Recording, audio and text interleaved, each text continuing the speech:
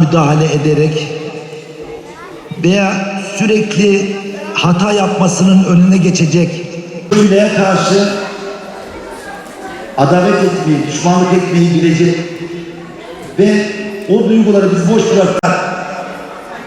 Gazze'ye, oradaki yaşananlara tamamı eylemlere katıldım. Baktım ki yüreğindeki ateş hala sönmüyor. Bir sevgi içinde hissettirdiğimde çocuk dışarıda göğsünü gere gere o orada tutma olur.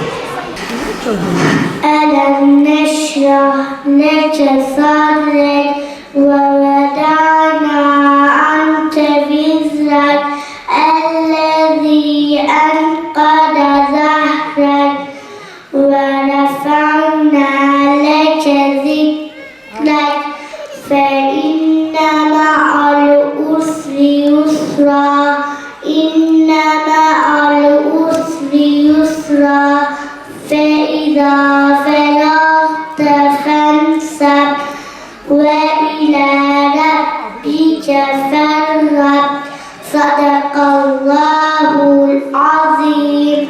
Hepimizin derdi çocuk, gençlik, geleceği şekillendiren, karakter gelişimini belirleyen, çocukların manevi durumunu ve kalbi huzurunu sağlayan bir eğitim problemi. Eğitim söz konusu olduğunda herkesin üzerinde ittifak ettiği ne bir yöntem var, ne bir usul var, ne de bir metin var.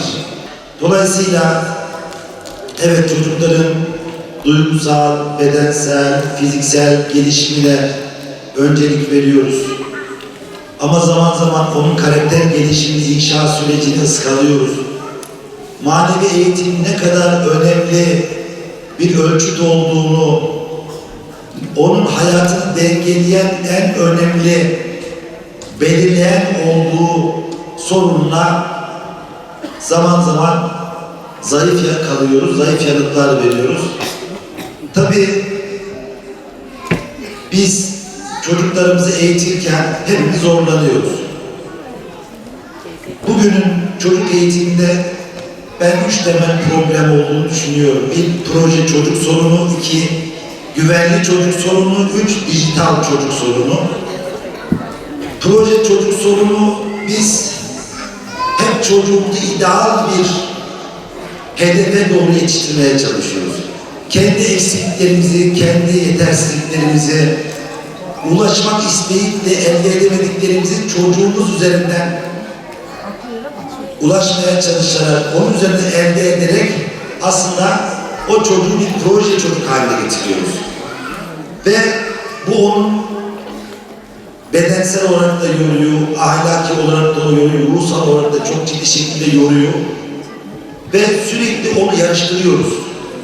O proje çocuk üzerinden sürekli onu yarıştırarak aslında onun çocuk hakkında ciddi bir haksızlık oluşturuyoruz.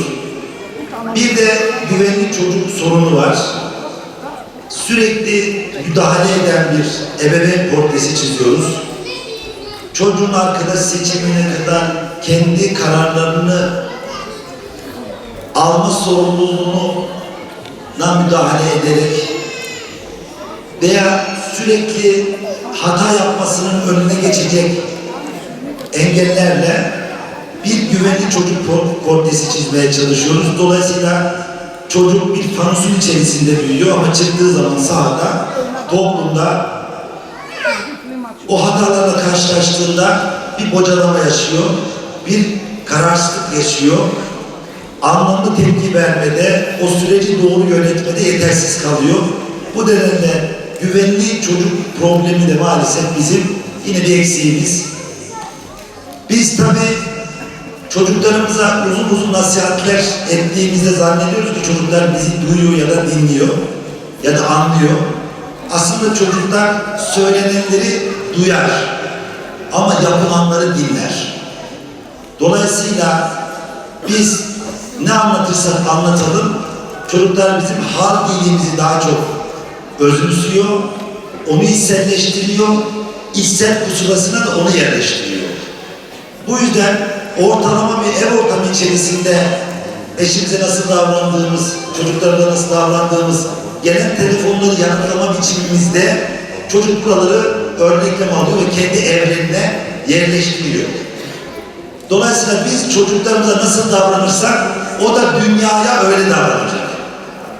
Eğer çocuğumuzun iyi davranırsak, güzel davranırsak, sevgiyle davranırsak, muhabbetle davranırsak, onu da İslam'ın Allah'ın bir emaneti olduğu yaklaşımıyla sahiplenirsek o da dünyaya öyle davranacaktır. Dolayısıyla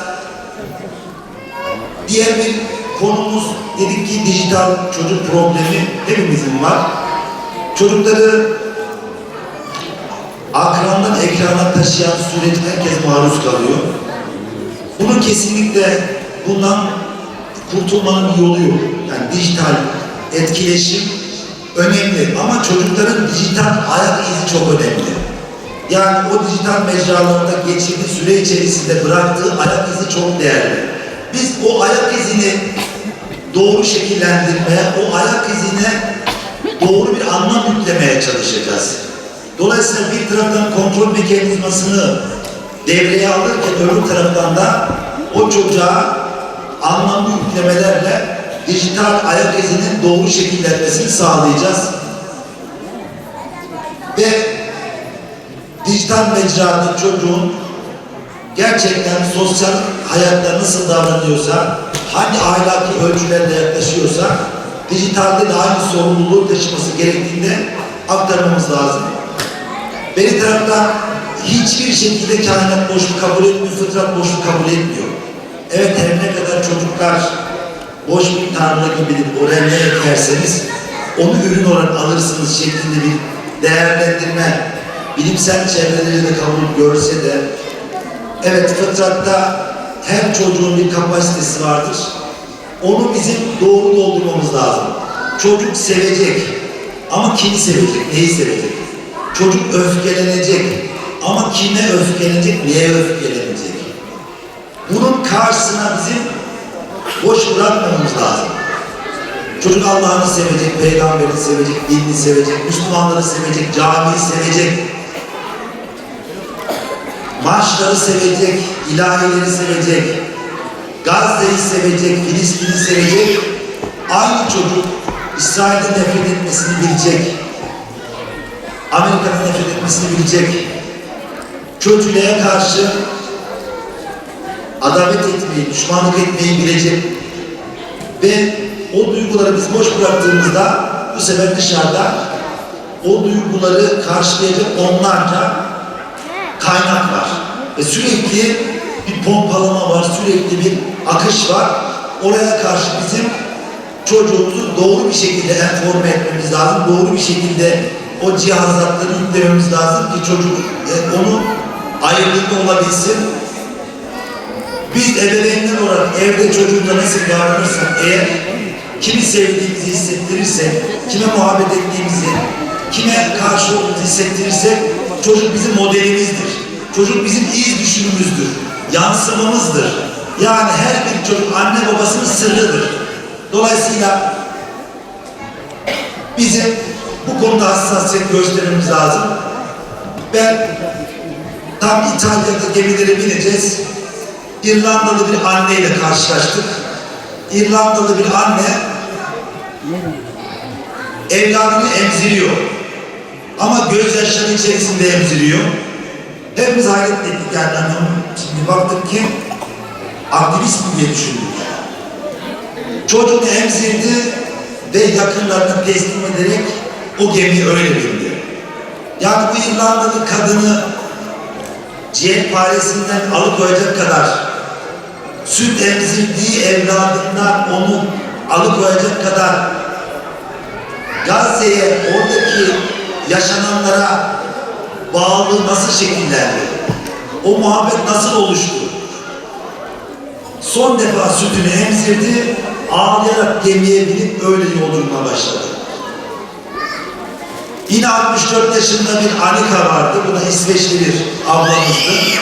64 yaşında. Anika'ya sorduk, hani seni buraya getiren ne oldu? Dedi ki ben yıllarca Gazze'de İsrail kendini koruma hakkı doğrultusunda teröristlerle mücadele ediyor anlatısıyla bakıyordu. Benim kafamdaki şey oydu ve onlar teröristlere karşı mücadele ediyor. Sonra bir gün önüme video çıktı. Baktım ki elinde bir kapla yemek sırası bekleyen bir çocuğun aniden bombalandığını gösteren bir video izledim. Ve çok etkisinde kaldım günlerce. Yani bir çocuğu katledecek bir devletin kendini savunma hakkı olamaz diye düşünüyorum. Sonra okumalarımı tersine çevirdim. Ve Gazze'deki katliamların ne denli büyük ölçekli olduğunu anladım, gördüm. Ondan sonra telafi etmeye başladım kendimi. Kendimi sorgulamaya, üzmeye ve bunun telafisine giriştim diyor. Birçok yardım kuruluşuna yardım yaptım. Baktım içimde ateşi soğumuyor. Bulunduğum şehirde ne kadar çok eylem varsa hepsine gittim. Yakın illerin tamamına bu eylemlere katıldım. Baktım ki yüreğimdeki ateş hala sönmüyor. Bu Sumud'u da duyunca, şu gemileri de duyunca benim de orada olmam lazım dedim. Ve hastanede yıllık izlerimi alarak o gemiye bindim. Bir de son bir örneği şöyle vereyim. 2. Ekim, yani ben bir hakaretlerine maruz kalan 2. Ekim'de en son bırakılan bir ablamız vardı. Bir teyzemiz, bir nenemiz vardı. Ben onunla beraber çok namaz kıldım. Çünkü namaz kıldığımızda gene mutlaka cemaate tabi oluyordu, o da namaz kılıyordu. O ablamız dizinden aşağı bir ayağı protez. Namaz kılacağı zaman protezini çıkarıyordu, namazı öyle kılıyordu. Yalnız başına kıldığı namazlarda ben secdesini bu kadar uzatan, duasını bu kadar uzatan ikinci bir kişi görmedim orada. Yahudi asıllı bu ablamız Almanya delegasyonundan katılmış ve müthiş derecede İslam'a bağlı, Gazze meselesine sahip çıkmış. 2010 yılından beri de sürekli Mavi Marmara dahil bu eylemlere katılan bir teyzemizdi, bir nenemizdi. Dolayısıyla hani biz çocuklarımızı da Gazze sevgisiyle, Filistin sevgisiyle elbette büyüteceğiz. Ama onu İsrail'in bir düşman olduğu, bir katliamcı olduğu övgüsü içinde yetiştireceğiz. Anlayışı ve anlatısı içinde de yetiştireceğiz. Sonra baktığımızda tabii bizler de demek ki biraz dönüşüyoruz. Çarşaflı ablalarımızın sayısı azalmış. Bizim en iyi model İslam'ın modelidir. Dolayısıyla Allah'ın vaaz ettiği modeldir. Biz sahip olduğumuz bu değerleri, kimliğimizi oluşturan bu unsurlara sahip çıktıkça inşallah model olmaya devam edeceğiz. Yani bir anne baba yetiştirirken çocuğunu namaz kılma ne kadar özenli bir şey olduğu, ne kadar özel bir davranış olduğu, ibadet olduğu öyle bir yerleştirmeli ki çocuk dışarıda göğsünü gere gere namaz kılmalı. Bulunduğu ortamlara rengini öyle bir vermeli ki orucun ne kadar kıymetli olduğunu ona bir sevgi içinde hissettirdiğimizde çocuk dışarıda göğsünü gere gere o orucu tutmalı. Ve kendi kimliğini oluşturan değerleri her yerde aslan gibi sahip çıkmalı ve göstermeli. Ve tekrar İdare Eğitim Vakfımıza, İkram Kültür merkezimize bu güzel etkinliği organize ettikleri için teşekkür ediyorum. Bu manevi ortama sahip çıktıkları için bütün ebeveynlerimize, beyefendilere, hanımefendilere çok çok teşekkür ediyorum. Kıymetli yavrularımıza da güzel bir gelecek, hayırlı bir gelecek niyaz ediyorum. Allah hepinizden razı olsun. Esselamu Aleyküm ve Rahmetullahi ve Berekatuhu.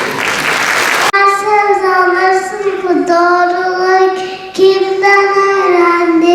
Canım Peygamberim Hazreti Muhammed sallallahu aleyhi ve sellem. Merhameti kimden öğrendik? Canım Peygamberim Hazreti Muhammed sallallahu aleyhi ve sellem.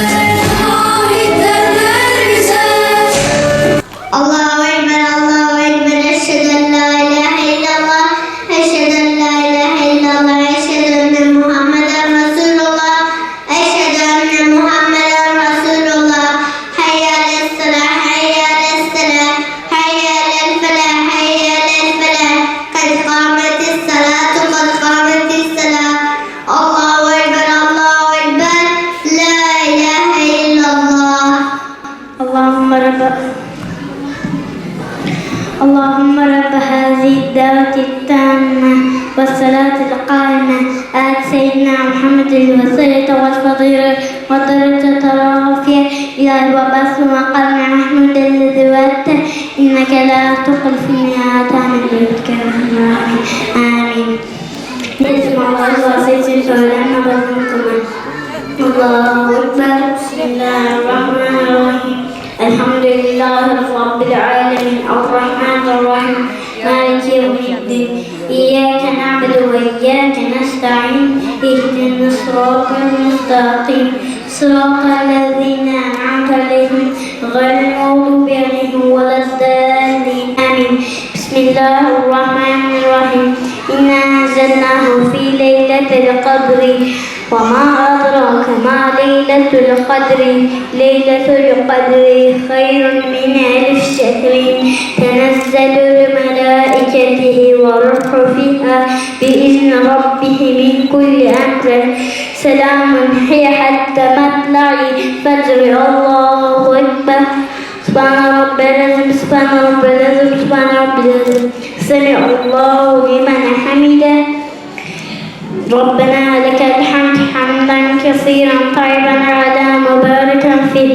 الله أكبر. سبحان ربي الأعلى سبحان ربي الأعلى سبحان ربي الأعلى. الله أكبر. الله أكبر. سبحان ربي الأعلى سبحان ربي الأعلى سبحان ربي الأعلى. الله أكبر. التحيات المباركات والصلوات والطيبات لله. السلام عليك يا أيها النبي ورحمة الله وبركاته. السلام علينا وعلى عباد الله الصالحين. أشهد أن لا إله إلا الله وأشهد أن محمدا رسول الله. السلام عليكم ورحمة الله.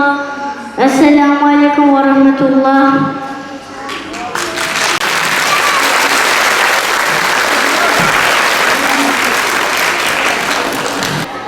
Ey Yüce Rabbim, bizleri, ailemizi ve bu salondaki tüm misafirlerimizi koru. Dünya, Mescid-i Aksa'yı ve zulmantıda olan tüm Müslümanları yardım et. Dünyayı biz çocuklar için sevgi ve huzurla doldur. Dualarımızı kabul eyle.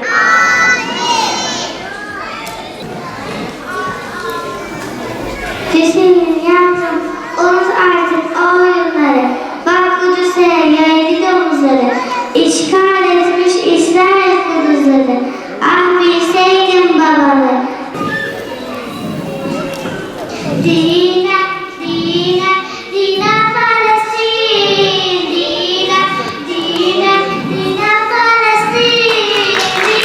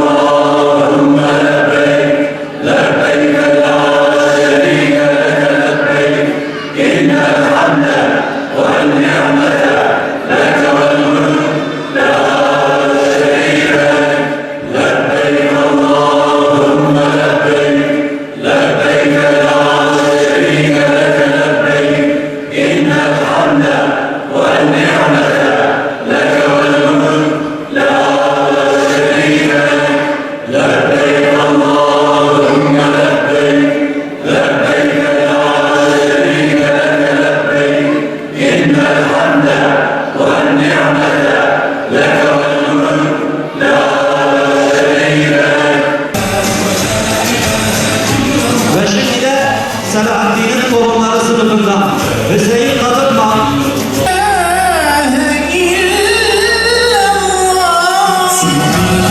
Bu çocuklarımız tam 28 tane kısa süre tutmuştur.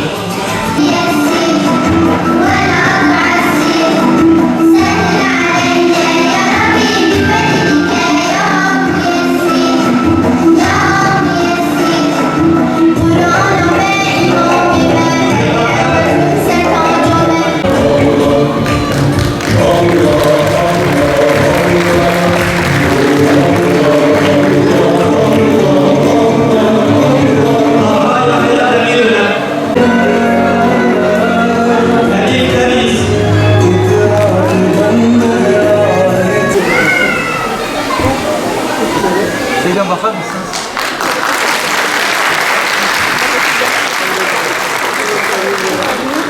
والصلاة والسلام على رسول الله وعلى آله وصحبه أجمعين. Değerli kardeşler, evlatlar, gençler, güzel bir etkinliği izledik. Yapanlardan Allah razı olsun. Buna hizmetinde, buna gösterenlerden de Allah razı olsun diyorum. Peygamberimiz sallallahu aleyhi ve sellem buyurdu. Hayrukum men alleme Kur'an ve alleme. Sizin en hayırlı olan kişiniz Kur'an'ı öğrenen ve öğreten. En hayırlınız Kur'an'ı öğrenen ve öğreten. Yani ya hoca olan da talebe olan. Başka bir hadis-i şerifte de yine buyuruyor. Kalbinde Kur'an'da bir şey olmayan bir insan harara bir elbidir. Ev var ama içinde insan yok. Hararda yıkık dökük bir halde bulunan bir ev bilgidir. Kim? Kalbinde Kur'an'da bir şey taşımayan, yani Kur'an'ı ezberlemeyen, Kur'an'dan bir şeyler öğrenmeyen. Mevla bizi Kur'an'la ezberleyiz. Kur'an'ı hayatımıza hakim olsun. Kur'an'ı toplumumuza, kültürümüze yaysın. Kur'an sevgisini kalbimize yerleştirsin. Peygamber sallallahu aleyhi ve sellem'in sünnetinin sevgisini ve onun sevgisini kalbimize yerleştirsin. İçinde bulunduğu ümmet-i İslam'ın şu son zamanlardaki bid'atlardan kurtulmayı nasibe müyesser eylesin. Müslümanlar arasında sevgi ve muhabbeti yaysın. Kimi, düşmanlığı, adaveti Müslümanlar arasında değil, bu kinimizi, düşmanlığımızı İslam düşmanlarına karşı kullanmayı nasip ve müyesser eylesin. Fazla uzatmıyorum çünkü çocuklar da yoruldular. Sizler de. Allah hepinizden razı olsun. Mevla bundan daha güzel etkinlikleri gerçekleştirmeyi bizlere nasip eylesin. Elhamdülillahi Rabbil Alemin. Allah'a emanet olun. Esselamu Aleyküm ve Rahmetullahi ve Berekatuhu.